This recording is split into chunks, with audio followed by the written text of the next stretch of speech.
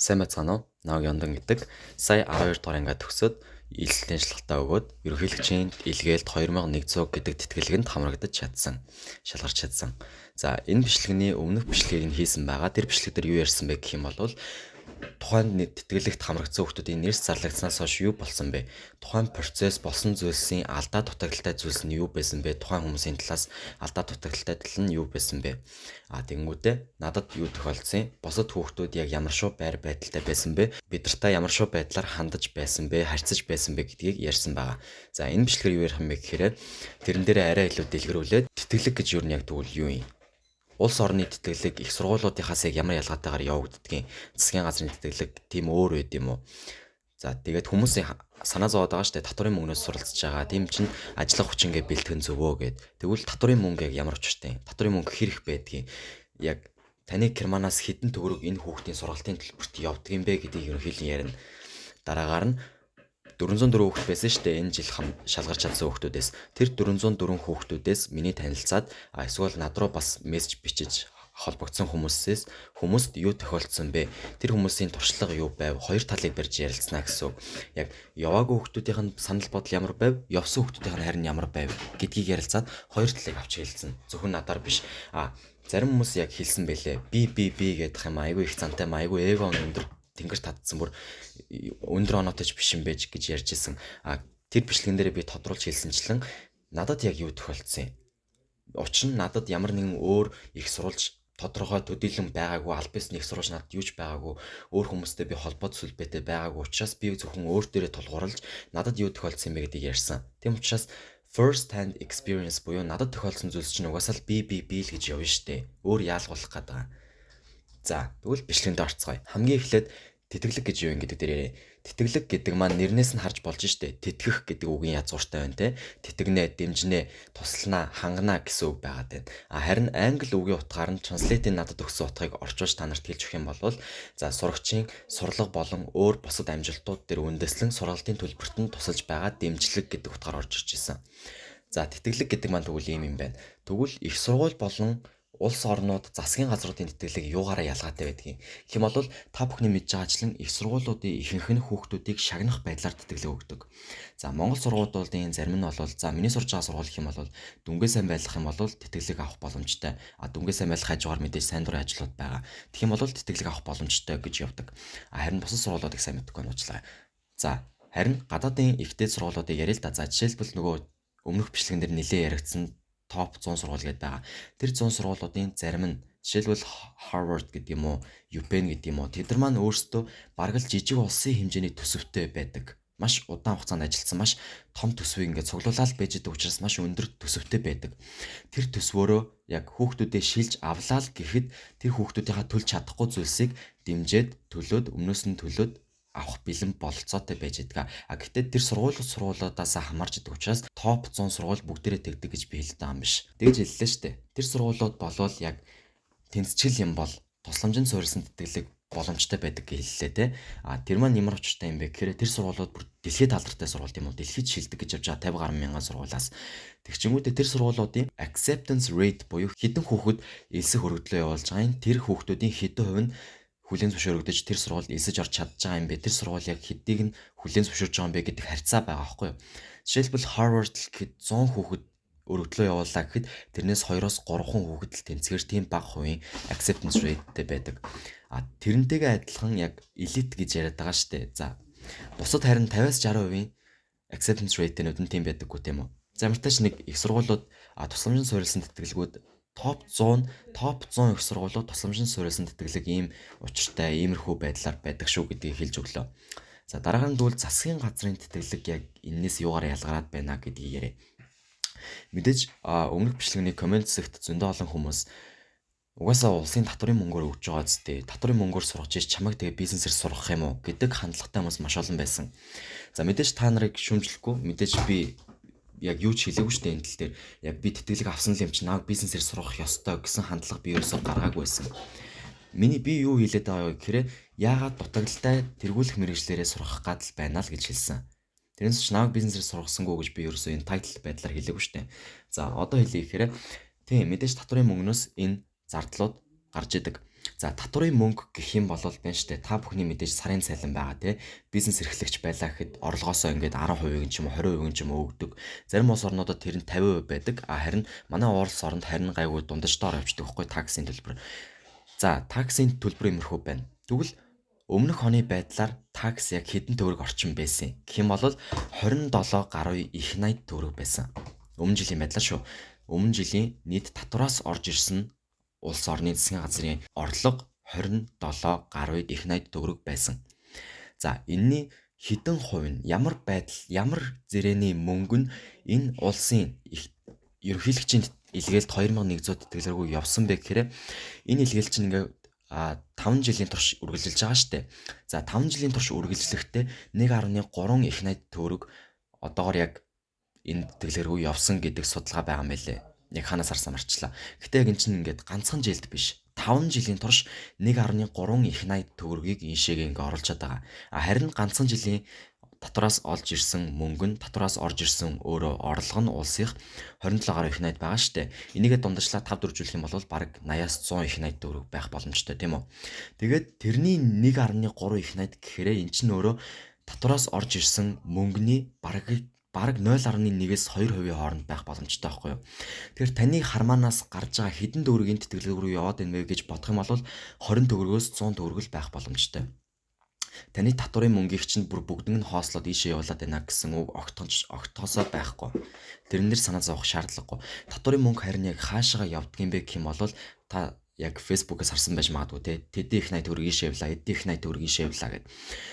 Эдгээр маань хаашаа явдаг юм бэ гингүүд эрүүл мэндийн салбар руу нэгт явдаг.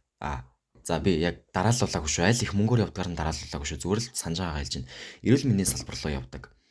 Онцгой байдал руу явдаг. Зам засвар барилга байгууламж буюу хот тохижуулалт руу явдаг.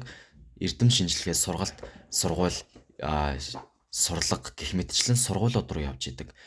Гэх мэтчлэн ерөөдөө засгийн газрын хүмүүсийн цалин гэх мэтчлэн маш олон тийшээ улс даяар явж идэг зүйл байхгүй татврын орлого гэдэг зүйл чинь өөрөө. Тийм учраас ганц энд хүүхэд бэ те ганц энд хүүхэд Ёндон гэд хүүхэд тэр тэтгэлэгт ингээд бизнесээр сурах жагаад чадаагүй гэд болцсон тэрийгэ ярьж байгаа та нар тэтгэлийн мөнгөөр бишээ татврын мөнгөөр чамайг угаасаа бизнесээр сурах юм уу гэд бухимдаад авах шаардлага байхгүй гэсэн үг. Би угаасаа миний карьертаа нийлэг уучраас болчлоо гэд ярьжсэн штэ. За эхний хэлжинд юм байла. Тэтгэлэг гэж юу юм гэдгийг ярьчлаа. Их сургууль засгийн газрын тэтгэлэг ингэж ялгардаг гэж ярьчлаа. Татврын мөнгө ийм учиртай ийшээгээ ингэж орж байгаа маш бага хувь нь орж байгаа шүү гэдгийг ярьчлаа тийм үү. Одоо тэгвэл хэдүүлээ. За яг түрүү хэлсэн шүү дээ. Маш олон комент тэгж ирсэн. Яг засгийн газрын тэтгэлэг юм чинь угаасаа засгийн газартаа хэрэгтэй хүний нөөцөөл бэлтэх гэж байна штэ. Засгийн газрынхаа тэтгэлгийн учрыг чи өөрөө ойлгоогүй юм шүү гэж над руу яг assume хийж гүтгэж бараг орж ирсэн. Ерөөсөө ойлгоогүй гэдгийг би гаргаж ирэх байхад. За тэгвэл хэдүүлээ тэрэн дээр одоо ярьцгаая. Хамгийн эхлээд Казахстаны Болшак хөтөлбөр гэж байгаа. Энэ маань Монгол улсын ерөнхийлөгчийн илгээлттэй маш төстэй. Яагаад гэх юм бол бүтэн сургалтын чинь зардлыг даадаг. Дараагаар нь амьдрах зардлыг чинь даадаг. Stipend гэсэн үг шүү дээ. Дараагаар нь нислэгийн төлбөр эдрийг даадаг. Ийм тэтгэлэг байгаа. За энэ маань яг Монгол улстай юугаараа төстэй юм бэ гэдэг нь ирээд улсдаа багада 5 жил ажиллах ёстой шүү гэсэн шаардлагыг тавьдаг. За дараагийнх нь Таиландын засгийн газрын тэтгэлгүүд байгаа. За эдгээр нь яг тэтгэлэг гэхээсээ илүү яг хүмүүс нь өөрсдөө маш сайн мэдж идэг. Гэрээ маягаар явж идэг. Гэхдээ энэ маань яагаад асуудал биш юм бэ гэхээр тэрийг нээлттэй байлгаж идэг байхгүй юу? За тэрийг одоо ярина байж. Энэ тэтгэлгийн шаардлага нь юу байдаг вэ гэхээр чи X жилээр сурлаа гэж бодох юм бол 2-оос 3X жилээр тэрийг нөхөж улсдаа ажиллана гэсэн үг мэргэжлэрээ төгссөнийхөө дараа.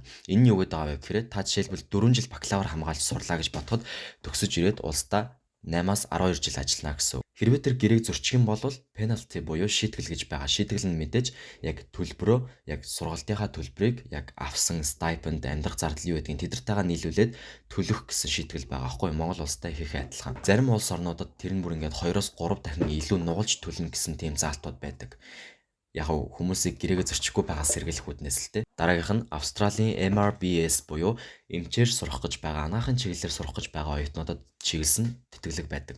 За энэ маань яадаг вэ гэх юм бол чи анагаахын чиглэлээрээ сурж улсдаа төгсөж улсдаа ирчээд багадаа 6 жил ажиллана. Улсынхаа яг одоо улсдаа гэдэг чинь ингээд улсад бүртгэлтэй улсын эмнэлэгч юм уу ингээд улсад бүртгэлтэй улсад харьяалтай улсын төлөө ингээд ажилдаг байгууллагууд гэсэн үг шүү дээ. Хувийн шинж чанартай биш. Энэ дээр гэрээгээ зөрчих юм бол яадаг вэ гэхээр төлбөрөө буцаагаад төлнө. Яг сургалтынхаа явцад тэтгүүлсэн тэтгэлгээ буцаагаад төлнө. Дараагаар нь бүр зарим severe situations буюу яг бүр болохгүй тохиолдлуудад бүр анагаахынхаа лиценз гэж байдаг шүү дээ. Эмчлэх эрхээ алдах эрсдэлтэй байдаг.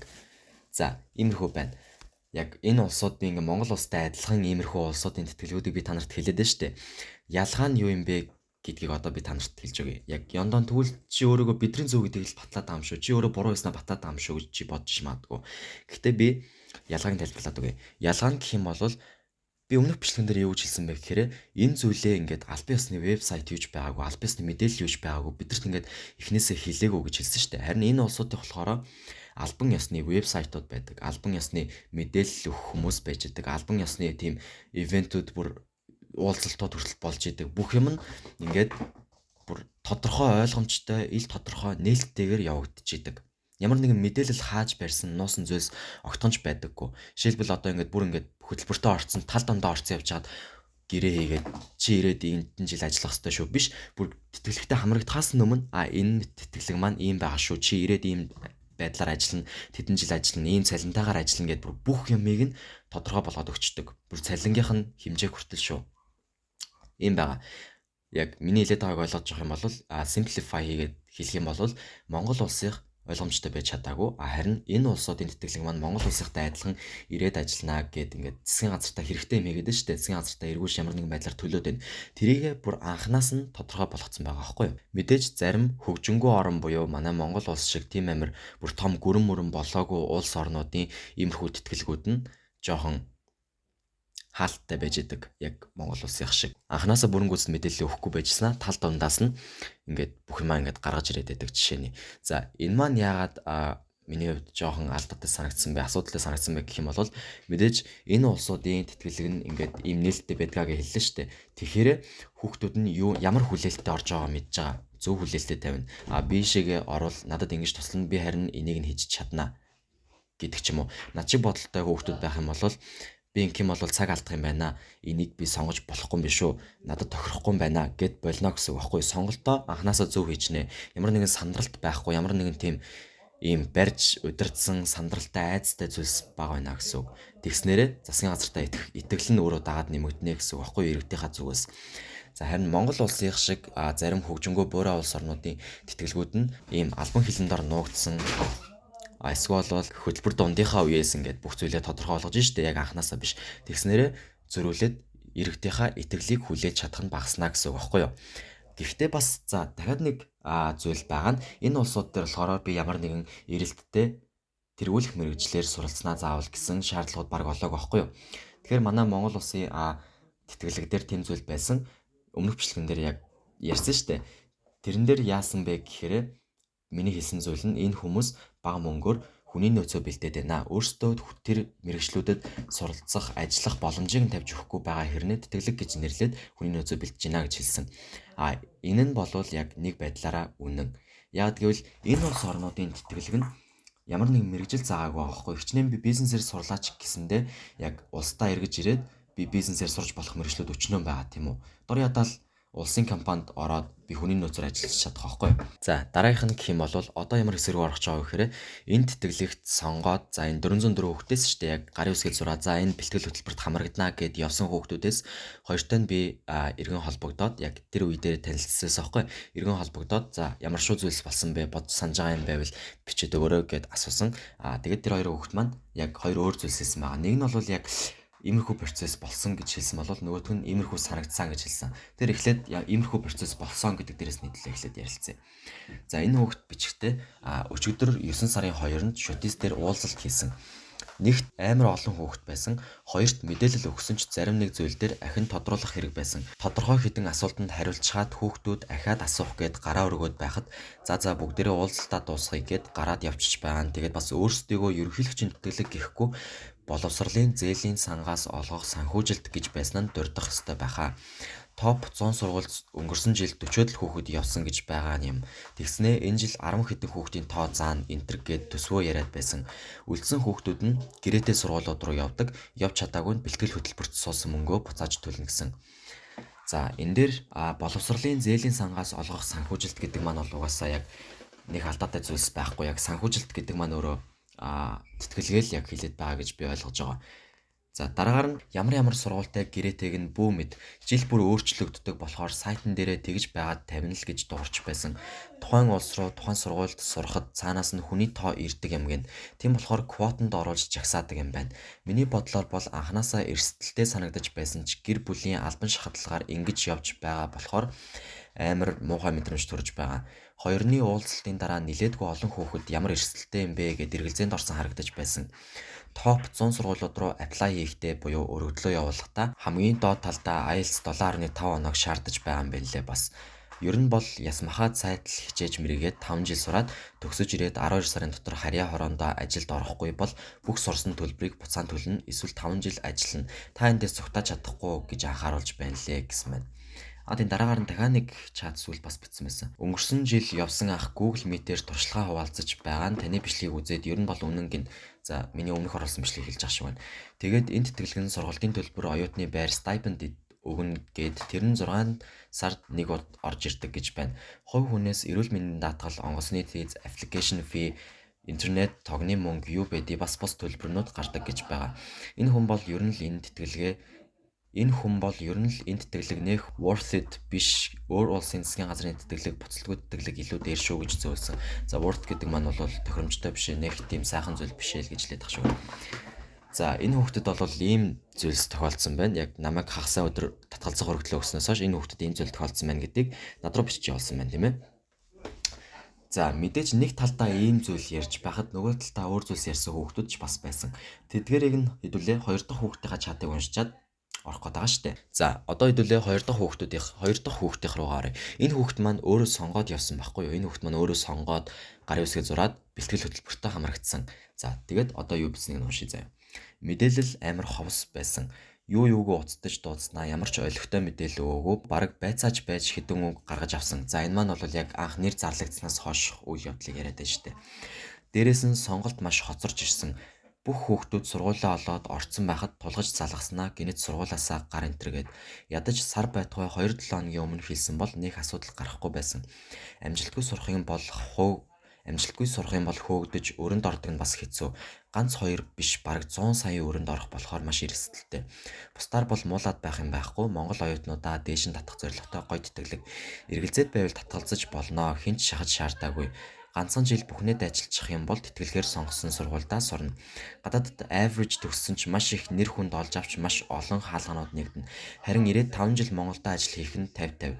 Заримын хувьд 5 жилийн батны мэргэжил бол бусдад нь 5 жилийн хорой. Тэгэл сонгох үгүй нь өөрийн дурштай. Эрсдэлээ тооцоод дургу байвал татгалзаж болно. Өөрөө чаднаа гэж бодж ивэл тэгэл it's worth it гэж байгаа байхгүй. За тэгэхээр ингээд хоёр харах үнцэг гарч ирээд штэ. Нэг нь бол энэ маань бол үнэхээр яг тийм сайхан тэтгэлэг биш ээ яг гэж харж агаад нөгөө талд нь за энэ маань бол Монгол хүүхдүүдэд дэмжиж гинэ гэсэн санаа байна. Миний хувьд юу гэж гарч ирсэн бэ гэхээр мэдээлэл маш хомс байсан эхний ээлжинд нэгдүгээрт. Хоёрдугаарт гэх юм бол ямар ч албан ёсны тийм зүйлс би олоогүй. Ямар ч өнгөрсөн жилийн хүүхдүүдийн явсан туршлагыг би олоогүй. Тийм учраас би өөрөө надад ийм зүйл тохиолдсон. Ийм хүүхдүүд байна. Ийм алдаа дутагдал байна гэд бичлэг хийгээд хүүхдүүдийг зөв хүлээлт тавиасаа. Юу руу орж байгаагаа мэдэж ороосоо гэж хэлсэн. Над шиг юу руу орж байгаагаа мэдэхгүй болвол ингээд өөртөө тохирохгүй байх тохиолдол бас байгаа штэ. Тэгэх юм бол энэ хүүхдүүд маань цагаа өрөөд дуусна тийм үү. За энэ хүүхдийн маань тал бол ийм байлаа. Мэдээж би одоо юу хэлэх вэ? Өөрөө сонгоод явж гин. Энэ хүүхдэд тусална гэж бодож байгаа бол мэдээж тусалж чадхаар тэтгэлэг, улсаас тэтгэж гин, ирээд 5 жил ажиллаж гин гэдэг маань зарим хүмүүсээс харахад тогтвортой карьер байгаад байгаа. Миний хувьд л яг тохирохгүй байгаа болохоос зарим хүмүүс тогтвортой карьер байгаад байгаа гэсэн үг. За юм байла. Дараагаар нь над руу нэрээ холбогдсон маш олон хүн байсан. Яг комент дээр ч гэсэндээ надад энэ зүйл тохиолдсон, би ингэж явсан гэх мэтчлэн орж ирсэн. Мэдээж яг үний юм худлаа юм уу гэдгийг мэдэхгүй ч гэсэндээ тэгж орж ирсэн. Дараагаар нь гэх юм бол нэг ах бүр чат бичээд бүр ярьсан яг өөрөө энэ тэтгэлэгт хамрагдаад 2 дахь жил бишээ. Одоо Австралид сурж байгаа гэж хэлж ирсэн. За тэр болохоор ер нь бол тохиромжтой сайн тэтгэлгээ гэж хэлж ирсэн. Эхний ээлжинд маш мэдээлэл хомс над шиг харах өнцгтэй байсан ч гэсэндээ дараагаасаа яг тэг дундаасаа гайгүй болоод эхэлсэн. Багш нар нь мөсийн багш нар гайгүй яг мэдээлэл өгсөн хичээл гайтай байд юм гэж хэлж ирсэн. За одоо ямар хэсэг байгаа вэ гэхээр хэдүүлээ өмнөх бичлэгэн дээр ирсэн комментуудаас яг түүж шилж жагаад уншаад хариулаад явчихна. За тэд нар маань бол угаасаа тэтгэлэгтэй холбоотой зүйлс байгаа. Нэг амар над руу хувьчилж дайрсан хүмүүсийг уншаад таадаг залхаагаад байхгүй гэсэн үг. За тэгэхээр орцгоё заяа. За хамгийн эхлээд миний харсан комент болохоор авахгүй бол тэгэл зайлаачтэй. Би өөрөө наадгаар чинь инженерээр сурдаг. Чамайг гуйж сургах гээд байгаа биш. Тэгээд л болооч писта гинэ. За энэ маань бол за ойлголоо. Чи инженерээр сурд юм байна. Баяр үргийн ирээдүйн мундаг хүн байна. Энэ дээр за өмнөх бичлэгэн дээр би яг комент дууг нь бол пинлээд оруулсан байсан. Тэр комментиг та комент бичихийнхаа өмнө хамгийн эхлээд харж явах ёстой. Тэр комментэн дээр юу бичсэн байсан бэ гэхээр хураангуйлаад өөрийнхөө үзэл бодлыг хураангуйлаад хамгийн төгсгөлд нь бичсэн байгаа штэ. Уг нь бол энэ тэтгэлэг маань мэдээж тусуулах хүндээ тусуулж чаднаа. Гэхдээ юу руу орж байгаагаа мэдэж ороорой гэдэг үүднээс эхний бичлэг хийсэн тийм үү. За тэгж жаад ихэнх хүмүүс бол ийм байдалтай байсан. Тэгээд чи өөрөө чадах юм бол тэр топ 6 орохгүй юу? Бизнесээр чамайг сургах юм уу? Хинт ч хэрэггүй бизнес гэх маягтай хандлагатай байсан. Дараагийнх нь нэг комент гэх юм бол энэ тэтгэлгээр явсан нэг хүн бас бичсэн байсан. Яг нь нэлээд олон хүн бичсэн байсан л та. Гэтэ олныг уншиж амжихгүй учраас за энийг уншаал тэгэл яг өөр нэгийг уншаад, өөр нэг харах үнцгийг уншаад тэгээд тусгая. За 4 жилийн өмнө энэ тэтгэлгийг аваад цаг хугацаа ирч хүч санхүүгээрээ хохирсон хүн байна. 1-р курсын 12 сард манай үеийнхэн 2100 тэтгэлэг авсан гэдэл би найздаа баяр үргэж байсан. Гэтэл 2 сард нэг хүн залгаад хүүе чи хичээлдээ явахгүй юм уу? Яагаад очоогүй юм бэ? Хаслаа шүү гэж залхахад нь гайхаад шүтист сурдаг байсан. Очиж уулзаад тавхайгаа эргэтэлгүйгээд арай гэж хэлний бэлтгэлдээ ороод ядч байхад 2 сар хоцорсон болохоор нөхөх хичээлээс их юм байхгүй. За тэгээд цагаан сарын өмнө ч байсан хавийн хүмүүст гэрийнхэн зарлаад л бөө юм болж би ангиасаа гараад хятад явдаг хүн болсон чинь 21 хоног суугаад овоо хөөрхөн болж байсан чинь намайг чи байхгүй байсан байна. Одоо анги руугаа ор гэж шууд гаргачихсан. Маргааш нь ерөнхийлөгчөөс илгээлтэд гардаж авах өдөр байсан болохоор тогтолж байсан. Тэгээд ёстой годмонд гараад буцаад ангитаа орсон чинь хичээл эхлээд 21 хончихсан болохоор бас л бөө нөхөх хичээл ээж уурлаад боловсролын ямаар бүтэн 7 хоног эргэлдээд бараагүй.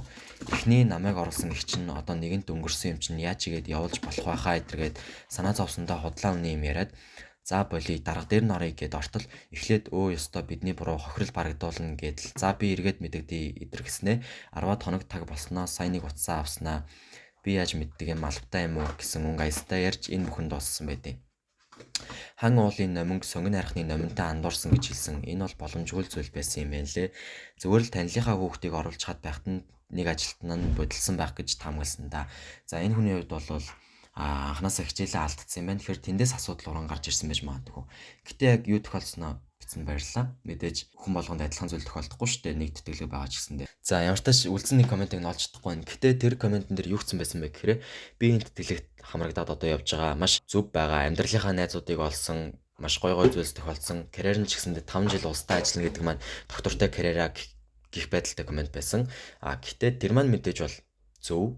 Би угаасаа яг нэг талыг уг нь барихгүй гэж хичээж хийсэн яг тэгж санагдсан бол үнэхээр уучлаарай замраагүй ярьсанд за тэр комментэнд хандаж хэлгээд баярлалаа. Бичсэн зүйлсээ болсон зүйлсээ бичсэнд баярлалаа. Яг мэдээж танд тусалсан бол баяртай байна. Танд тохироод танд тусалаад таны карьертай нийцээд явж байгаа бол би баяртай байна. Энэ бичлэгийн гол зорилго чинь л угаасаа хүүхдүүдийг хүлээлттэй зөв тавиараа юу руу орж байгааг мэдэж ороорой л гэдэг үүднээс хийгээд байгаа шүү дээ. За иймэрхүү байлаа. Хичээл ном эхэлсэн. Хичээл нь сайн байгаа гэж найдаж байна. Миний хичээл бол бас эхэлсэн нэлээ их хичээл байгаа. Тэгэхээр би одоо бичлэгээ дуусаад хичээлээ. Та нар ч гэсэн игээрэй за. Баяртай.